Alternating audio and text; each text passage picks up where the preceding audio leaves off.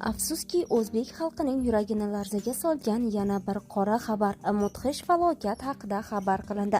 Assalomu alaykum, hurmatli tomoshabin. Kanalimizga xush kelibsiz.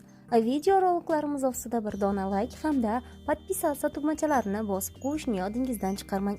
Biz sizga O'zbekiston hamda jahon sahnida ro'y berayotgan eng sara yangiliklarni birinchilardan bo'lib taqdim etamiz.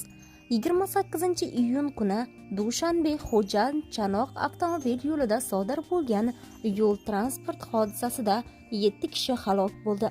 Ularning 2 nafari O'zbekiston fuqarolari. Bu haqda Tojikiston Ichki ishlar vazirligi xabar bermoqda.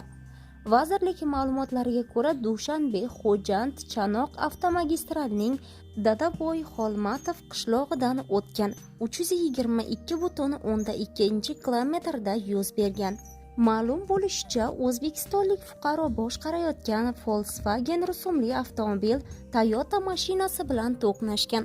Shundan so'ng Volkswagen yo'ldan chiqib ketib, xo'jandlik fuqaro boshqarayotgan Mercedes avtomobili bilan to'qnashgan.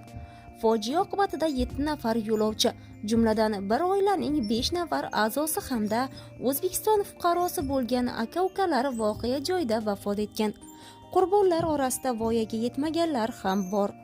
3 nafar jabrlanganlar Volkswagen haydovchisi bo'lgan O'zbekiston fuqarosi va Mastchox tumanidan bo'lgan 2 yo'lovchi zudlik bilan kasalxonaga yotqizilgan.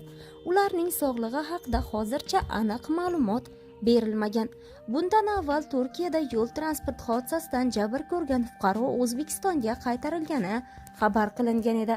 16-mart kuni Rossiyaning Novgorod viloyatida yuz bergan yo'l transport hodisasi oqibatida O'zbekistonning bir nafar fuqarosi halok bo'ldi. Yana biri jarohatlanganligi ma'lum qilingan edi.